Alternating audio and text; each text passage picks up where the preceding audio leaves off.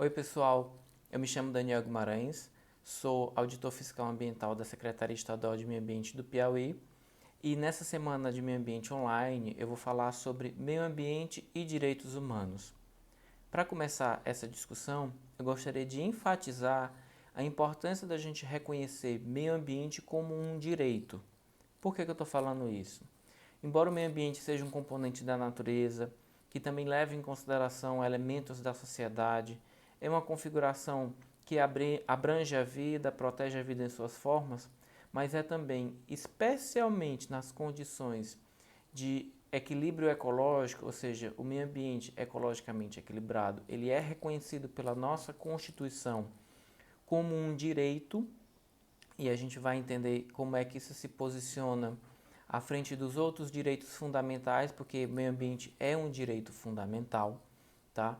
Ele deve ser percebido pela população, pela grande massa das pessoas, pelos governos, pelos instrumentos de controle, como realmente ele também é um direito, não apenas como um componente que a gente usufrui ou que sofre as consequências da nossa forma de consumo dos recursos naturais.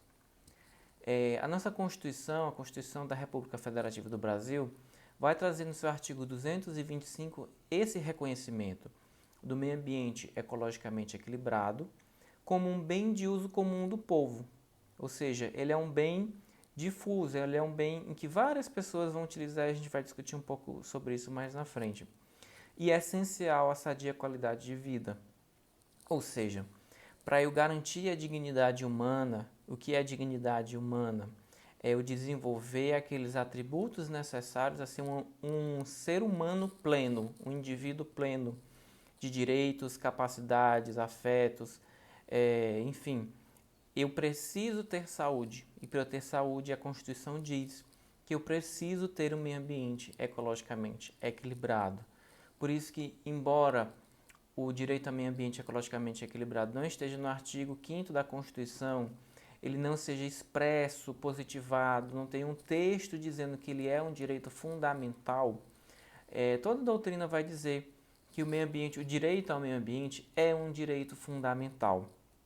E no estudo do direito constitucional, a gente verifica esse movimento, né?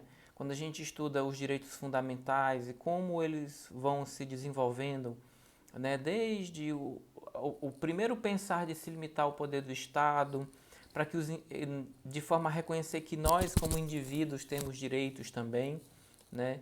Então, são os direitos fundamentais de primeira geração, que são os direitos relacionados ao indivíduo, de negativa em relação ao Estado, né? De limitação do poder do Estado, né? Os chamados direitos civis, direitos políticos. Depois a gente tem os direitos fundamentais de segunda geração, em que a gente verifica a partir de um movimento social. É importante sempre a gente ter em mente que a discussão de direitos ela surge no meio da sociedade, ela surge para apresentar soluções, apresentar, digamos, saída para problemas dentro de uma realidade social em um determinado momento histórico. Então, os direitos fundamentais de segunda geração, que são os direitos relacionados aos direitos sociais, os direitos econômicos, vem justamente no momento em que os indivíduos começam a sofrer outras formas de submissão ou de opressão, né? Não mais apenas pelo Estado, mas por outras forças políticas e econômicas. Então vem o reconhecimento da necessidade do Estado garantir saúde, educação, né, plena participação nas conquistas econômicas. E nós temos aí os direitos fundamentais de terceira geração, entre eles o direito ao meio ambiente ecologicamente equilibrado no nosso ordenamento constitucional, né?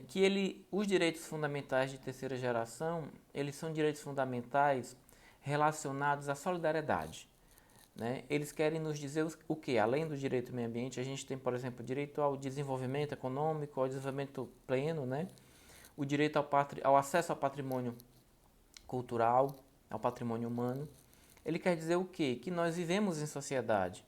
Então, as nossas ações, a forma como nós nos comportamos, em alguns determinados aspectos morais ou de convivência relacionados a direitos, vai interferir na forma com que outras pessoas vão ter acesso a esses mesmos direitos ou até mesmo a outros direitos. No tocante ao meio ambiente, isso é muito fácil de ser identificado, né? Porque para eu ter acesso ao meio ambiente ecologicamente equilibrado, eu preciso que seja garantida digamos, uma condição mínima de conservação dos recursos naturais, né, de acesso universal a alguns desses recursos, como água, porque a gente precisa de água para viver, como qualidade do ar, ou seja, recursos atmosféricos, para que eu tenha, digamos, uma condição de dignidade de existência. Então esse é um ponto muito primordial, muito, digamos assim, muito crucial nessa discussão, né? A garantia do Estado ao meio ambiente ecologicamente equilibrado não é um capricho, não é, digamos assim, como algumas pessoas, né, num senso vulgar, num lugar vulgar de fala, ou às vezes sem alguma informação, identifica a proteção ao meio ambiente como uma coisa alheia a si, alheia aos seus próprios direitos. Então é comum alguém que tem uma porção de terra dizer, mas tudo isso é meu, né? E como é meu, digamos assim, na nossa Constituição ela garante o direito à propriedade privada, eu posso fazer o que eu bem quiser. Mas não é bem assim, porque no reconhecimento da sociedade como formada por entes e indivíduos que se relacionam, digamos assim, que contribuem entre si e também sofrem conjuntamente as consequências dessa vida em sociedade, nós começamos a perceber que o direito ele vai criando instrumentos jurídicos capazes de diminuir os danos extra-indivíduo no exercício de direitos individuais.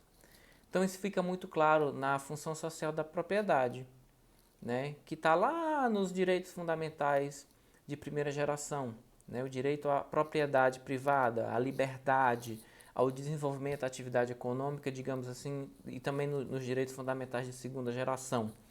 Quer dizer o quê? Eu posso desenvolver a minha atividade econômica, eu posso ter a minha propriedade, né? No Estado liberal capitalista a gente tem esse reconhecimento da propriedade privada, mas nos estados mais avançados, a partir do Estado social, do reconhecimento dessas evoluções dos direitos fundamentais, eu vou dizer, ok, você pode desenvolver a sua atividade econômica, você pode utilizar a sua propriedade privada, desde que você não prejudique o direito de outros àquelas condições mínimas de dignidade de vida. E, querendo ou não, as condições ambientais, elas são diretamente afetadas pela qualidade dos recursos naturais. Então, quando a gente entra na discussão de direitos fundamentais e meio ambiente, é muito importante sempre ter em vista que o meio ambiente ecologicamente equilibrado, ele é ecologicamente equilibrado principalmente porque ele é reconhecido como um direito humano. E sendo um direito humano, ele é garantido a todas as pessoas, né, que são cidadãos de direito naquela determinada sociedade, no nosso caso aqui no Brasil, independente de contrapartida, independente de utilidade daquela pessoa, né, dentro da sociedade, dentro, enfim, de um determinado modelo social. O direito humano, os direitos humanos, eles são reconhecidos pela característica intrínseca de humanidade. Então isso precisa ficar bastante claro. A gente não precisa dar uma contrapartida para ter liberdade, a gente não precisa dar uma contrapartida para ter acesso à educação. Na verdade, o que acontece em alguns casos, por exemplo, eu vou perder a minha liberdade em algumas penas que o Estado pode vir a dar, é uma forma de punição, mas ela vem não por uma condição universal, ela vem em situações específicas positivadas pelo direito, né, e que precisa também de controle da sociedade para que a democracia, né, o controle, digamos, de vida dos indivíduos sejam garantidos os demais direitos fundamentais. A gente não vai entrar muito nessa questão. Mas quando a gente fala de direitos humanos, insere isso nessa discussão meio ambiente, é muito relevante se destacar que quando a gente fala de meio ambiente, não é um capricho, né? Não é, digamos assim, uma novidade, que já nem é mais. Faz tanto tempo que a gente fala sobre meio ambiente, que se fala sobre meio ambiente, mas é uma condição muito urgente de se garantir dignidade de vida às pessoas e às suas formas de subsistência, às suas formas de trabalho, né? Porque os alimentos os alimentos que nós consumimos, se você for parar para pensar, eles vêm eles precisam, né, de um meio ambiente ecologicamente equilibrado. E alguns dos nossos recursos também essenciais ao desenvolvimento da vida humana também são intrinsecamente ligados ao meio ambiente ecologicamente equilibrado. Então, eu repeti bastante para que isso fique bem claro na nossa discussão de que meio ambiente não é um direito da natureza, né? Isso precisa ficar bastante claro.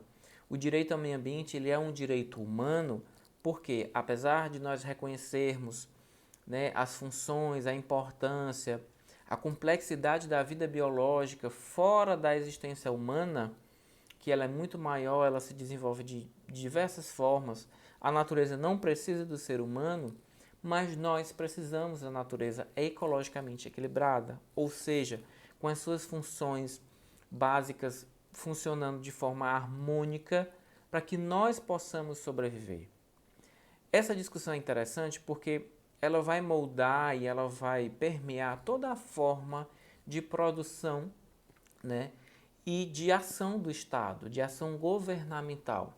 A partir do momento em que eu reconheço o meio ambiente, o direito ao meio ambiente como um direito humano, ou seja, aquele que é essencial à vida com dignidade das pessoas, eu vou buscar políticas públicas, eu como governante, ou eu como cidadão, eu vou cobrar por políticas públicas que respeitem esse princípio universal. E é interessante porque o Estado, como o poder econômico, são os grandes transformadores da superfície, né? São os grandes, digamos assim, transformadores da natureza. Quando a gente é capaz de perceber isso, o Estado com suas políticas econômicas, com suas políticas de desenvolvimento, de incentivo à atividade econômica, ou o próprio capital financeiro, outras formas de desenvolvimento do cenário socioeconômico, que também vão precisar consumir matéria-prima, transformar a superfície, transformar, digamos, elementos da natureza em produtos e etc., a nossa forma de consumir, a nossa forma de se relacionar com produtos e também com o Estado e também com, digamos assim, o poder econômico tende a ser diferente. Por isso que a discussão de direitos humanos e meio ambiente é uma discussão ampla, a gente não está entrando aqui em conceitos, digamos, complexos, para que essa seja uma temática de ignição de discussões, mas a partir do momento que nós identificamos e nós reconhecemos e nos tornamos sensíveis a essa demanda de que é um direito fundamental, um direito que nós não podemos abrir mão, é um direito que deve estar elencado dentro das nossas cobranças, das nossas formas de controle social, de participação comunitária, né? Nós, a partir disso, e também a partir do momento que nós identificamos as formas e os comportamentos, né, que podem diminuir a dignidade da pessoa humana a partir da degradação do meio ambiente ecologicamente equilibrado, aí sim nós começamos a, digamos, discutir, né, uma sociedade socialmente, economicamente, mas principalmente ambientalmente mais justa, né? Então, quando a gente vê diversos espectros das discussões ambientais, das lutas ambientais, nós temos que ter em mente sempre que a luta pelo direito ecologicamente equilibrado tem toda uma história, tem todo, digamos, existem pesquisas científicas, consenso científico, existe muito trabalho atrás de teorias, de conceitos e de discussões. Tudo isso tem um único objetivo, que é garantir vida com dignidade para todas as pessoas, né? Então, esse vídeo eu quis trazer um pouco essa discussão, né? Claro que não é nada muito aprofundado, é para despertar um pouco a nossa percepção, primeiro, de que na nossa Constituição ela tem artigos específicos sobre direitos fundamentais. E não tem lá nenhum, digamos, nenhum texto dizendo que o meio ambiente é um direito fundamental com essas palavras especificamente, né? Mas existem vários, essa garantia ela está em vários dispositivos, como por exemplo no artigo 186, que fala sobre a função social da propriedade. E lá nos seus parágrafos ele vai falar justamente sobre a necessidade de observância da capacidade de suporte, dos elementos ecológicos, enfim, fazendo uma ligação, uma concatenação muito importante entre meio ambiente e propriedade privada. O próprio artigo 225, quando ele fala que é um bem de uso comum do povo, ou seja, é um direito um direito solidário, né? Um direito, digamos assim, com essa característica que ultrapassa o indivíduo. E lá no final ele vai determinar essa obrigação de proteger tanto ao poder público como à sociedade para as presentes e futuras gerações, ou seja, é um direito intergeracional, que é um direito tanto nosso como das futuras gerações. O Constituinte ele teve a preocupação de buscar uma proteção mais vanguardista, mais avançada de algo que é essencial à dignidade da pessoa humana, né? Não, tanto quando a gente vê o texto dos parágrafos e dos incisos do artigo 225, nós vemos elementos muito técnicos, né, como licenciamento, a partir do estudo prévio de impacto ambiental para atividades de significativa degradação do meio ambiente, por exemplo, ou a exigência de recuperação de áreas degradadas para aquelas áreas de mineração, mas sempre com um enfoque muito humanista, né? Muito humanista.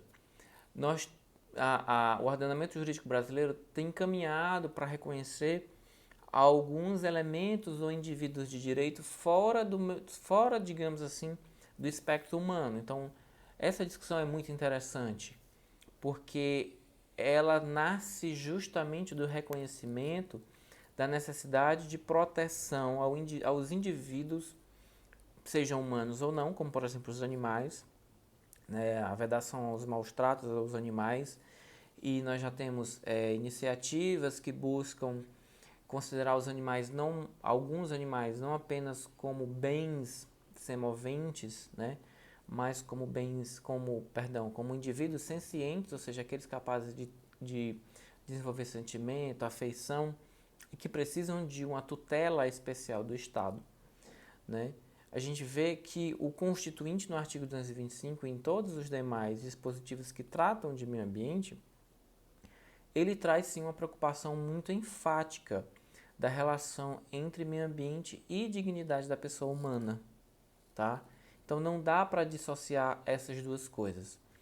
O direito ao meio ambiente ecologicamente equilibrado, ele deve ser uma luta constante no nosso dia a dia, porque é ele que vai trazer plenitude a uma qualidade de vida que todos nós almejamos, né? A gente precisa desses elementos bem protegidos, bem guardados, e que o aparelho do Estado ele garanta políticas públicas que ensejem essa defesa, né? Então, pessoal, basicamente era um pouco essa discussão que eu gostaria de trazer. Eu espero que vocês tenham uma boa semana do meio ambiente. E nesse período de pandemia, em que todos nós estamos em casa, só queria deixar mais um recado. Fique sempre atento para o consumo, né? Como você consome água, como você consome energia, como você consome embalagens, porque esse é um período de muito consumo, querendo ou não, de uma forma diferente do que a gente vinha desenvolvendo a nossa vida, né? Mas também é um período que a gente pode utilizar para se tornar um pouco mais consciente, um pouco mais cidadão. Um abraço, tchau, tchau.